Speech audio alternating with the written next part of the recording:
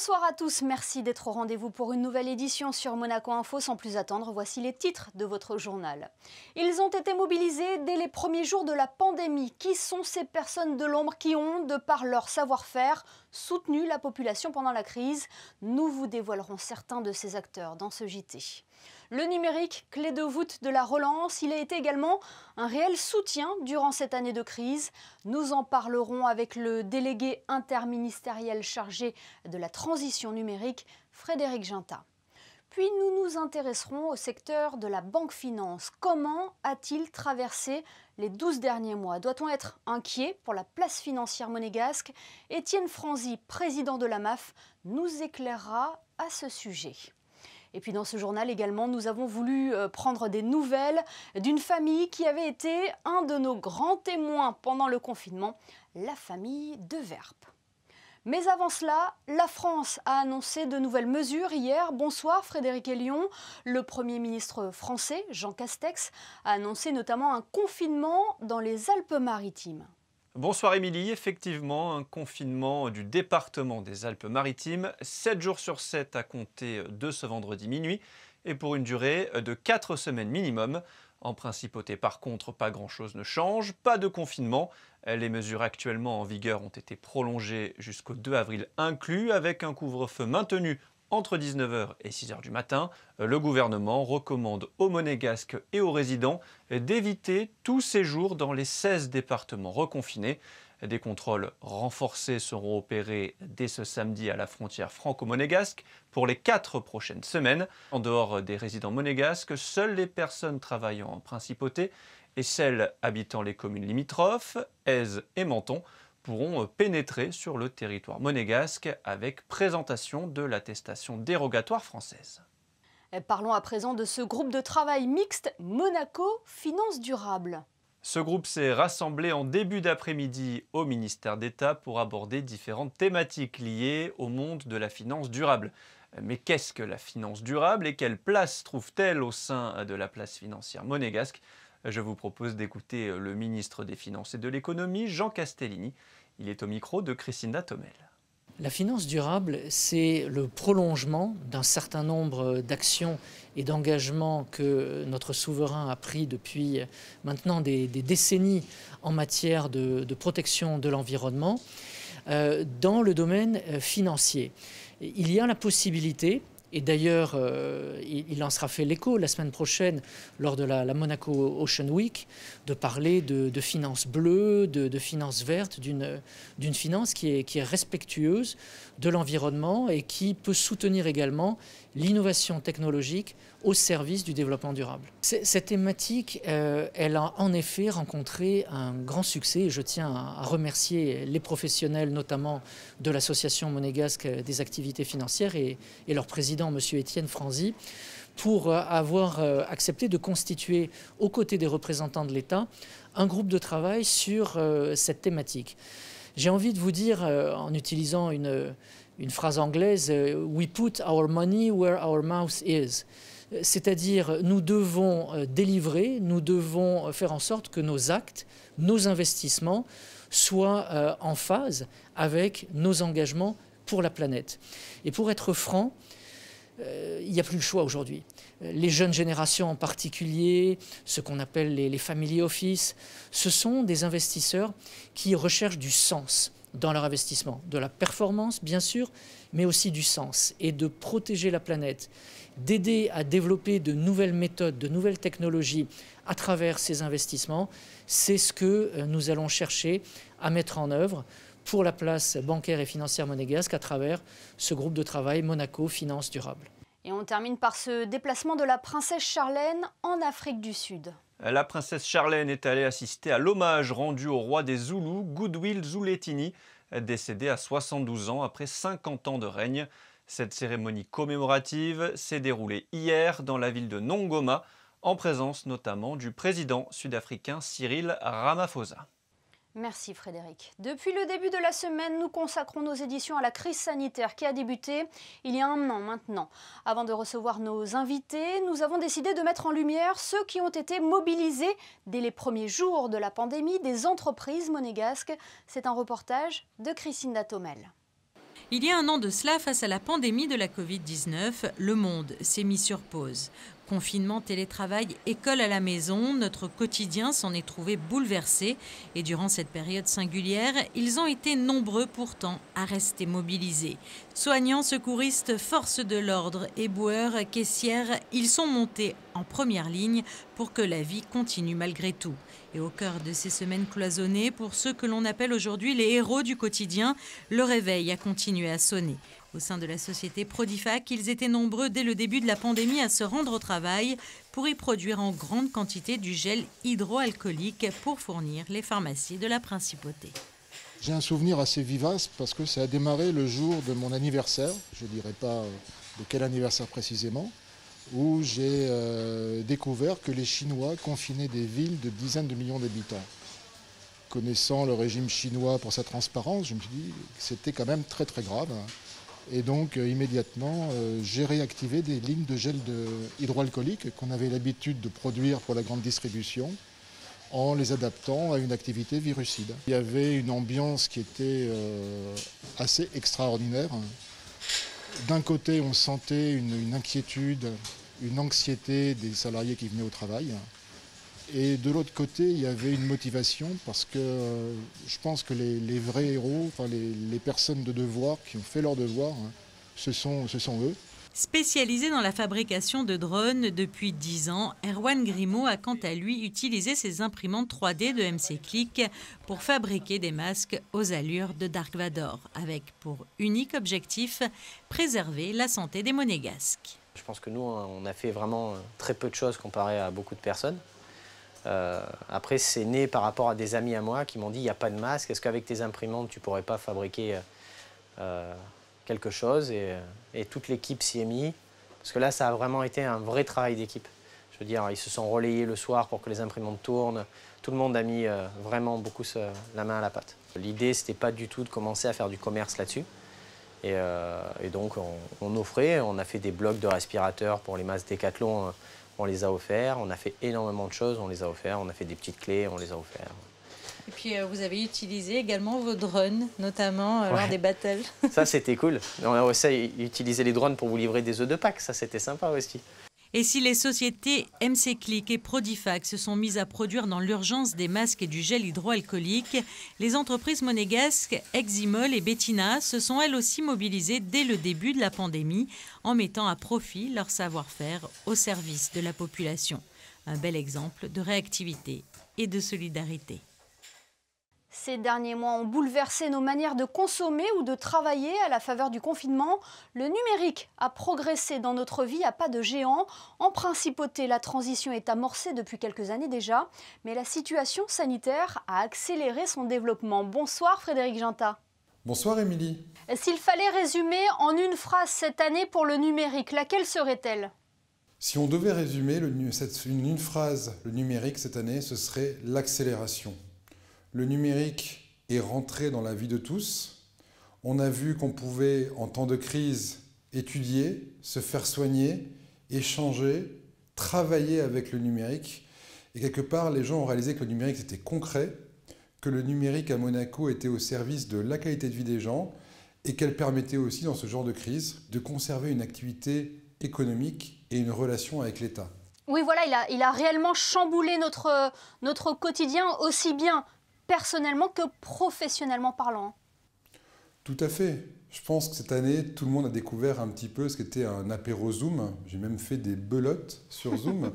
Il a permis aux entreprises, en dématérialisant l'ensemble des aides, de continuer à avoir une relation avec l'administration et de bénéficier des plans d'aide. En fait, il nous a permis de continuer à vivre et quelque part, il nous a forcé à nous adapter. Ça a été le cas aussi pour la population, pour les salariés, pour les entrepreneurs, pour les fonctionnaires et agents qui ont dû apprendre à travailler différemment dans un temps très court et qui ont fait preuve d'un courage extraordinaire dans des moments très difficiles. Oui, cette crise a accéléré notre relation avec le numérique. Lors de la présentation du plan de relance en Principauté, le ministre d'État, Pierre Dartout, avait déclaré « Il faut combattre les effets de la crise, mais aussi profiter des opportunités qu'elle suscite ». C'est le cas ici. Exactement. À toute crise, il y a une opportunité. Effectivement, on a eu une phase qui était une phase de résilience, où les équipes notamment de la transition numérique, et je tiens à les en remercier, ont effectué un travail exceptionnel. Et maintenant, on est dans une phase de relance. On est dans une phase de relance parce que le Monaco d'après a déjà commencé. Le Monaco d'après est maintenant. Pour vous donner un chiffre très précis, aujourd'hui, ce qui nous est remonté d'entreprise monégasque, c'est que lorsqu'on investit 1 euro dans le numérique, ça crée entre 12 et 13 euros de chiffre d'affaires. Donc c'est extrêmement profitable. Mais la transition numérique en elle-même, le programme Excelling de Monaco continue également. La transition numérique qu'avait souhaité le prince souverain en 2019 doit s'accélérer parce que les gens adhèrent de plus en plus au numérique. Et comment accompagner les personnes qui ne sont pas, entre guillemets, connectées? Pour suivre la volonté du prince souverain, il faut que cette transition soit complètement inclusive. Pour faire, déjà, on permet à tout le monde d'avoir un réseau de qualité, que ce soit par la 5G, par la fibre qui va être déployée, mais également on a un cycle de formation assez ambitieux. Tous les mois, une entreprise du numérique, que ce soit Google, soit Facebook ou d'autres, viennent former à distance les salariés monégasques. Plus de 1000 salariés ont été depuis octobre formés au numérique. La mairie organise également, pour nos aînés, des formations en partenariat avec Monaco Télécom sur les sujets du numérique. Au sein de l'État, les 4000 fonctionnaires et agents ont été formés entre 2019 et 2020 au numérique. L'ensemble des professeurs et des collégiens ont été équipés et formés au numérique durant l'année 2020. Ce sera le cas pour les lycéens durant cette année 2021. Donc tout est fait en principauté pour que tout le monde bénéficie de cette transformation numérique, car le but final, il est simple, c'est d'augmenter la qualité de vie des gens à Monaco. Et c'est également synonyme d'attractivité, Frédéric Ginta. Exactement. Aujourd'hui, l'attractivité d'un pays se mesure beaucoup à ses infrastructures numériques. Aujourd'hui, avoir une fibre à 10 gigas partout, avoir la 5G, demain avoir un cloud souverain, sont autant d'atouts pour les entreprises, pour les entrepreneurs d'aujourd'hui et de demain, afin de les maintenir en principauté. Aujourd'hui, un pays est attractif aussi par sa puissance numérique.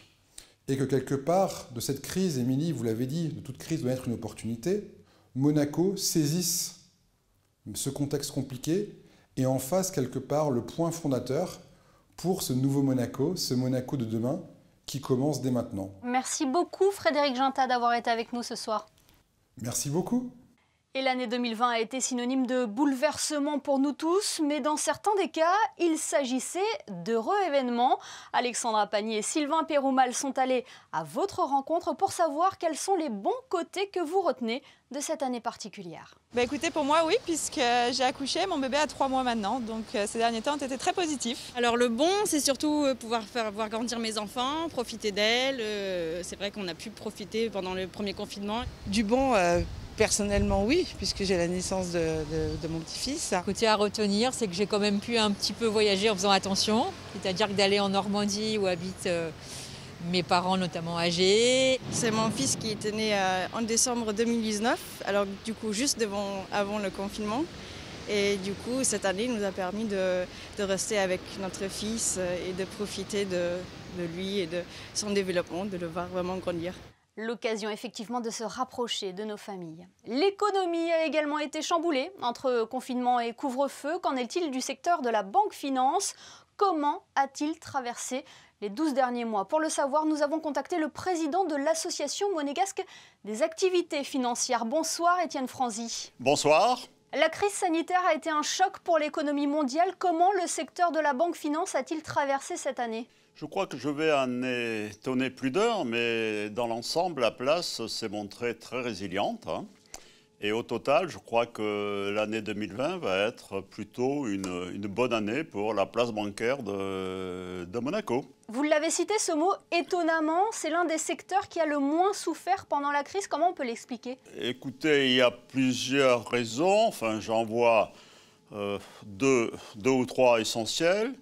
La première, c'est, je dirais, la réactivité et la flexibilité dont ont fait preuve les acteurs de la place, puisque En quelques jours, il y a eu un basculement sur le télétravail à une échelle inimaginable quelques jours avant. Alors, vous nous mentionnez le télétravail en premier exemple. Quelle est la deuxième explication que l'on peut évoquer? Alors, la deuxième raison, je crois que c'est, je dirais, la qualité d'amélioration permanente qu'ont connu l'ensemble de nos maisons, des acteurs de la place. Il y a vraiment un niveau qui s'est fortement développé, en partie grâce à la MAF, puisque la MAF a créé une sorte d'examen qu'on appelle la certification de professionnel, un examen d'aptitude aux fonctions de front. Ce qu'on appelle front, c'est les gens qui sont en relation avec la clientèle et avec les marchés. Est-ce que finalement le mot que l'on peut retenir cette année n'est pas celui de l'adaptabilité? Ah, tout à fait. Moi, j'ai utilisé le mot tout à l'heure de réactivité, mais adaptabilité me paraît peut-être même mieux convenir. Mais véritablement, il y a eu une flexibilité qui a permis, si vous voulez, aux établissements à la fois de continuer de pouvoir servir la clientèle. Alors la lutte contre la propagation du coronavirus a nécessité des mesures de relance exceptionnelles et entraîné des coûts financiers importants. Comment vous avez accompagné le gouvernement princier pour atténuer les conséquences économiques? Alors je crois que d'ailleurs ça a été reconnu par le conseiller de gouvernement, ministre des Finances et de l'Économie.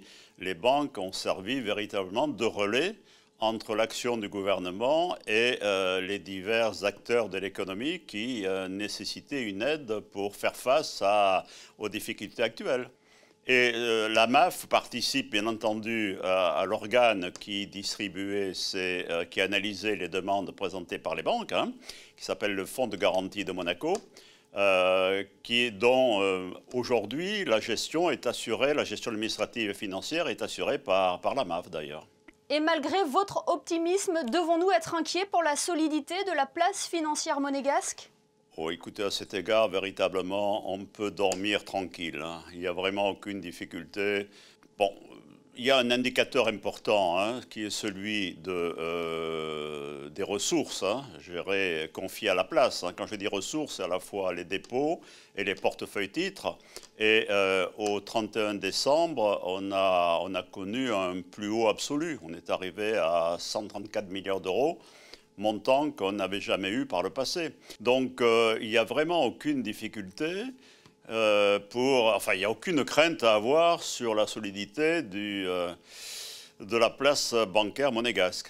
Et quelles sont ces spécificités, ces atouts à cette place bancaire monégasque? D'abord, les atouts, c'est les atouts généraux de Monaco. Donc un pays sûr, avec une situation sociale, je dirais, de bonne qualité, une grande sécurité. Le deuxième, je le rappelle, c'est ce que j'ai indiqué tout à l'heure, c'est qu'il y a eu depuis quelques années, à l'initiative de la MAF, notamment à l'initiative de la MAF, une grande amélioration de la qualité des équipes de nos membres. Elle se modernise également avec l'apport du numérique. Mais bien sûr. D'ailleurs, c'est ça qui nous a permis de basculer aussi rapidement et de manière aussi intensive dans le télétravail. Et ça va nous permettre d'améliorer alors à l'avenir divers éléments de notre activité. Moi, la MAF organise la semaine prochaine, justement, je dirais un commentaire pour la place de tous les dispositifs, tous les textes, lois, ordonnances qui sont parus au cours des derniers mois. Et on y voit beaucoup de sources d'amélioration. J'en citerai 3 peut-être. La première, c'est qu'on va pouvoir, je dirais, digitaliser toutes les archives papier que nous avons. Là, ça devrait permettre de gagner quelques milliers de mètres carrés, dont toute la place et toute l'économie monégasque va bénéficier. Le deuxième élément, c'est la possibilité, finalement, là, M. Genta a été d'une grande efficacité, de pouvoir utiliser la e-ambassade de Luxembourg. Et donc, pour nous, c'est très important parce que ça nous permet d'avoir un serveur à Monaco et un backup situé à quelques milliers de kilomètres de Monaco. Donc en cas de problème d'un côté ou de l'autre, on est quasiment assuré que l'autre pourra continuer à opérer. Et le troisième également, c'est une affaire moins importante, mais qui est quand même significative, c'est la dématérialisation des bulletins de paye. Merci beaucoup Étienne Franzy pour toutes ces explications et de nous avoir rassurés sur la place bancaire de Monaco. Merci. Merci à vous. Il est temps à présent de prendre des nouvelles de la famille De Verp. Rappelez-vous, nous l'avions interviewé lors du confinement en principauté pour savoir comment cette crise impactait son quotidien. Nous avons voulu savoir ce que devenaient Stéphanie, Martine, David, Jack, Max et Carolina. Le reportage de Juliette Rappert. Ah, c'était un choc quand même, hein. Maintenant, on est un peu habitué, puis le confinement est moins dur, mais se retrouver comme ça du jour au lendemain à la maison sans pouvoir sortir, sans attestation, j'avoue qu'on a été un peu sidérés. Maintenant, on est habitué. Il a fallu changer ses habitudes. Les parents, les enfants, la grand-mère et le chien Victor ont dû composer avec ce confinement et puis le couvre-feu. Des sorties limitées, la danse se fait à la maison et le water-polo se transforme en entraînement physique sur le bitume. Avec le couvre-feu, c'est vrai que on a maintenant limité, il n'y a plus de pyjama party, il n'y a plus de sorties. Normalement, on fait du water-polo, donc c'est un sport aquatique dans la piscine, sauf qu'il n'y a qu'une session qui a eu le droit de reprendre. Et nous, comme on est un peu plus âgés et qu'on n'a pas de compétition nationale, on n'a pas le droit de reprendre. Et là, ce qu'on essaie de faire, c'est faire des réunions en groupe pour mise en forme physique, essayer de travailler sur aussi avoir un esprit de collectivité ensemble. Des passions ont émergé comme les films en famille ou encore les échecs. Et pour Martine la grand-mère, des coups de sécateur sur les fleurs. Le principal pour Stéphanie est de proposer à la famille une vie plutôt agréable. Et d'essayer de garder un cadre encore tout à fait normal malgré tout ce qui se passe autour. À part les gestes barrières qu'on respecte scrupuleusement, parce que comme je suis la grand-mère, ils font quand même très attention pour moi. Ça ne nous a pas aussi beaucoup changé parce qu'on se lavait beaucoup les mains avant, hein. Donc on fait attention à ça c'est vrai. Mais autrement, on a une vie relativement normale, hein. Chacun a su trouver sa place. On travaille dans la cuisine, on danse dans l'entrée et on s'entraîne au chapiteau de Fontvieille. Effectivement, une vie presque normale. On retrouve Frédéric Elion pour parler sport. Frédéric, on connaît les têtes d'affiche du prochain Rolex Monte Carlo Masters. L'ATP a publié hier la liste des joueurs qui participeront à la 114e édition du Rolex Monte Carlo Masters, un tournoi qui se déroulera du 10 au 18 avril à huis clos. Presque tous les grands noms du tennis seront là. Rafael Nadal qui briguera un 12e titre au Monte Carlo Country Club, Novak Djokovic, Daniil Medvedev, tout récent numéro 2 mondial, Dominic Thiem ou encore Stefanos Tsitsipas. 17 des 20 meilleurs mondiaux seront présents. Manquent à l'appel Roger Federer, Denis Shapovalov et Milos Raonic. Le tirage au sort du tableau principal aura lieu vendredi 9 avril à 18h30 en présence de l'Italien Fabio Fognini, le dernier vainqueur du tournoi en 2019. En football, alors que l'AS Monaco se déplace à Saint-Étienne, ce soir, plusieurs joueurs du club de la Principauté ont été convoqués avec leur sélection nationale. Wissam Ben Yedder, le capitaine monégasque, a été appelé par Didier Deschamps pour participer au début des qualifications pour la Coupe du Monde 2022. L'équipe de France jouera 3 matchs durant cette fenêtre internationale. La réception de l'Ukraine, mercredi 24 mars au Stade de France, puis de déplacement au Kazakhstan dimanche 28, puis en Bosnie, mercredi 31 à Sarajevo. Benoît Badiachil et Aurélien Tchouaméni ont eux été appelés par Sylvain Ripoll, le sélectionneur des espoirs, pour participer à l'Euro avec les Bleuets.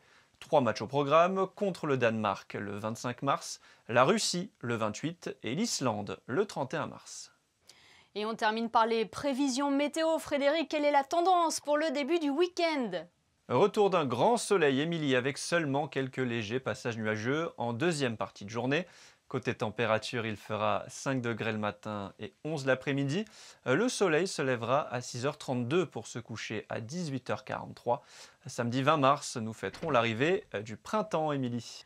Et cela sera également la journée mondiale du bonheur. Merci Frédéric et merci à vous de nous être fidèles chaque soir sur Monaco Info.